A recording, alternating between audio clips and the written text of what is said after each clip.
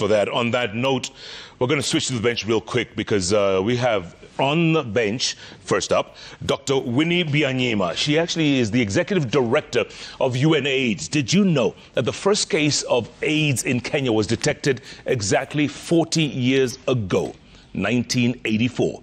She heads UNAIDS, but she's also happens to be the wife of Ugandan opposition leader Dr. Besigye, who was kidnapped, abducted in broad daylight right here in the streets of Nairobi about 10 days ago after he came to attend a book launch. He was bundled in a car, driven to Kampala, dumped in a military jail, and brought before a court. Goodness gracious me. Dr. Byanyima, good to see you. Good to see you. Thank you for having me. Thanks for your time. So how is Dr. Besigye right now? He's well. He's in good spirits, but he's in a prison. He's sleeping on the floor.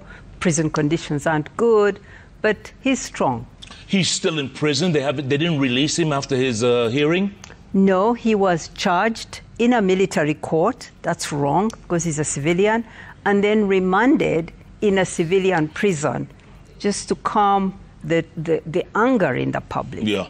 Tell us exactly what happened. What did he tell you happened to him when he was abducted from the neighborhood in Nairobi? Well, he came here to Nairobi to attend a book launch by the Honorable Martha Karua, who's a friend. And by the way, you should all read her book.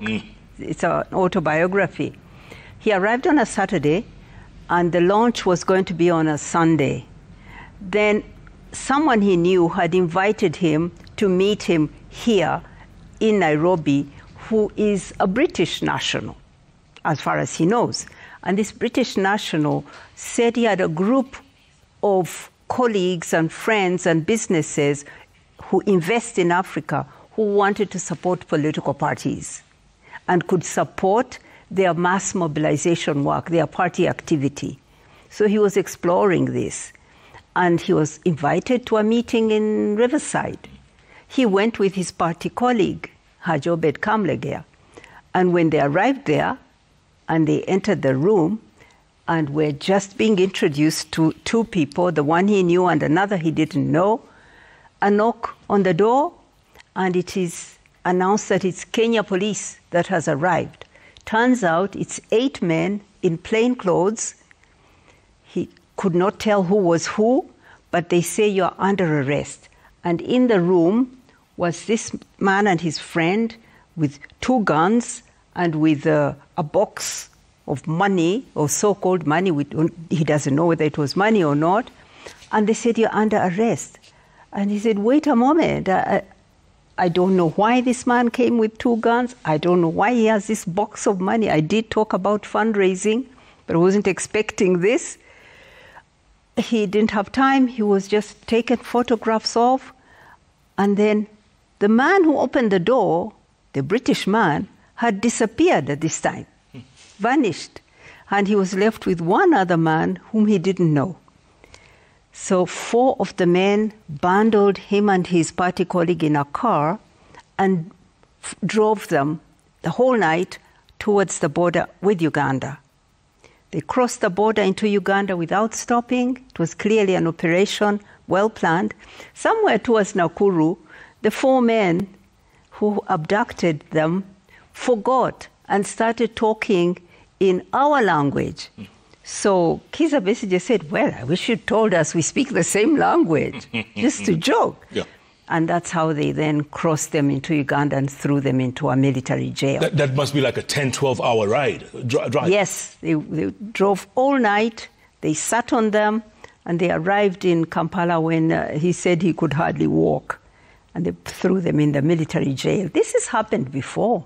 He's been through this since he first declared that he would run against President Museveni. Yeah. And that's now close to 25 years ago. 25 years. Tell me something. How many times has he been arrested? Because do you know, does anyone keep count anymore? No, we don't. We know that there was 1 year when he broke the Guinness Book of Records of the most arrested man in that year. Yeah. More than 52 times. Good Lord. So an average of more than one arrest per week. Per week, yeah. Yes. 2 weeks in a year, Yeah. Tell me something. These two were best of friends at one point, weren't they? Dr. Kizza Besigye and Yoweri Museveni. They were best of... In fact, Dr. Kizza Besigye was his personal doctor. What went wrong? I wouldn't say best of friends. They were comrades in a struggle to liberate Uganda from dictatorship. I was in that struggle with them too. We were comrades.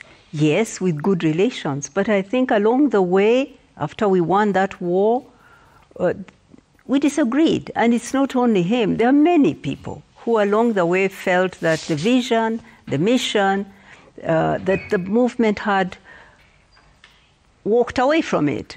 So the president doesn't take differences easily and doesn't make room for disagreement. So one by one, many senior leaders, I could say most senior leaders of the national resistance movement, have either retired, walked away, or gone into opposition.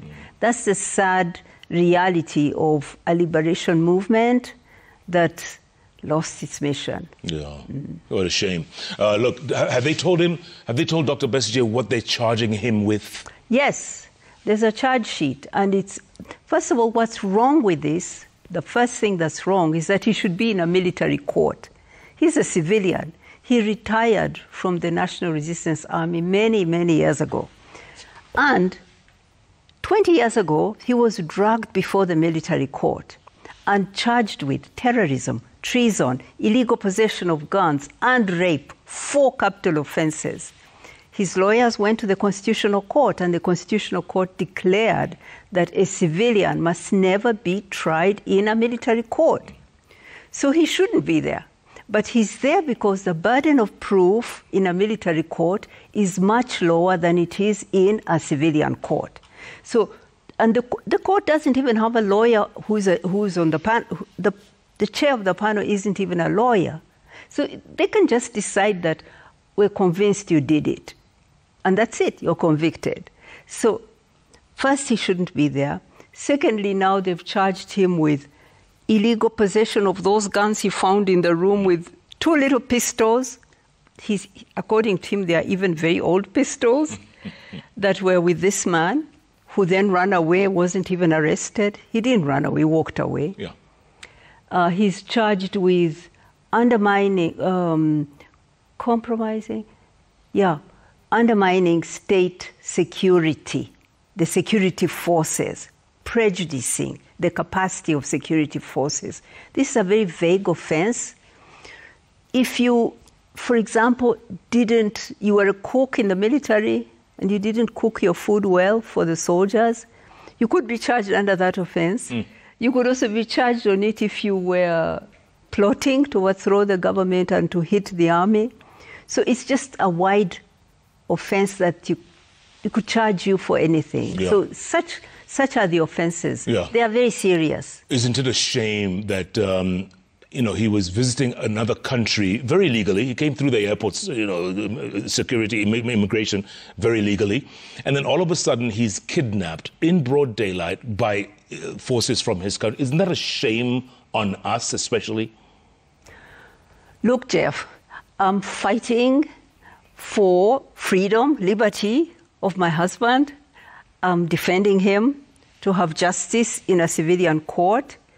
It's not for me to talk about the role of Kenyan security or the Kenyan government in this. It's sad, of course, that he was kidnapped from Kenya. Kenya, for us, has been the country where we all run. I run here fleeing Idi Amin, and it's always welcomed refugees. It's the stable country of the region. It's the growth engine of the region. Yeah, we want to be safe here, and we've always been safe here. But this incident, I think it's for you Kenyans to talk about, not for me. Yeah. What next for you and Dr. Besigye? What's next? Well, I'm quite disrupted. I'm supposed to be in Geneva now preparing for World AIDS Day on 1st of December. It's coming Sunday. Yes, and I'm coming back here in about 2 weeks' time because our board, UNAIDS board, has been invited and is being hosted here by your government.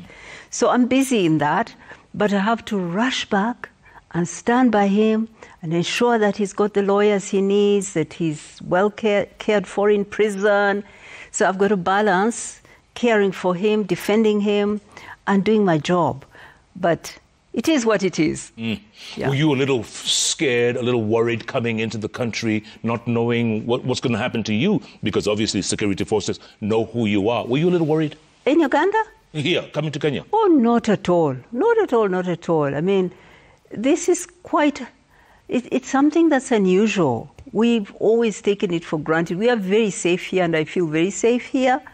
But this, is something that shouldn't happen and shouldn't happen to anybody else. Yeah, it's serious. Yeah. This coming Sunday, you mentioned, is World AIDS Day. Yeah. The first case of AIDS in Kenya was discovered in 1984. 40 years ago.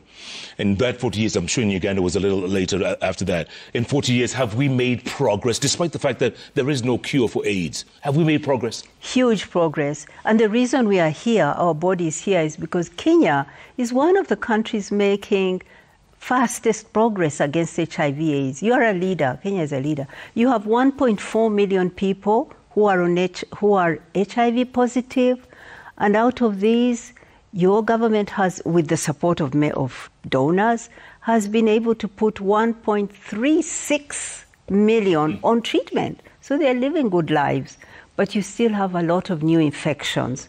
So we're here to support Kenya, and Kenya gets a lot of support, external support, to fight this disease. You put 35% of your own resources into buying everything that's needed, paying workers. 65% is paid for by rich countries. Of these, the Americans pay, this year, they paid $500 million to support people living with HIV.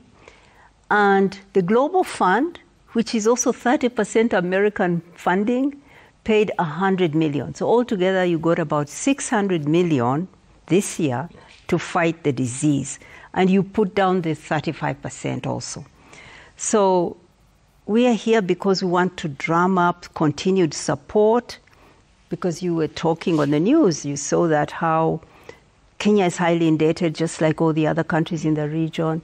You need this support to remain. If it's taken away, then you have to find a $600 million from somewhere else. Yeah. So we fight for this support to remain for Kenya. Other countries are even worse off. I mean, like Uganda is 95% externally funded, puts in only 5%. So we work to mobilize the support that Africa needs to fight this disease, and also the policies that are needed. Yeah. That's my job. Absolutely. Dr. Winnie Byanyima, it looks like you're fighting on every section, every corner, everywhere. You can say that again. Good luck. Thank you so much for having me. Thanks for your time. I love your show. I follow it. Thanks so much. Yeah. And I hope you feel safe here in Kenya. Absolutely safe, with so many wonderful friends and collaborators in the Ministry of Health everywhere. This is my country. I love it. That's good to hear. Yeah. Dr. Winnie Byanyima, she's the Executive Director of UNAIDS, also the wife of Ugandan opposition leader Dr. Kizza Besigye, in town for a very important conference, UN World AIDS Day, this coming Sunday, December 1st. We're going to take a quick break, come back, plenty more news ahead, business, sports, and then Kotu Secretary General Francis Atwoli standing by to give us a whole bunch of sound bites. Keep tweeting at Koinange Jeff, at Citizen TV Kenya. The hashtag is JK Live.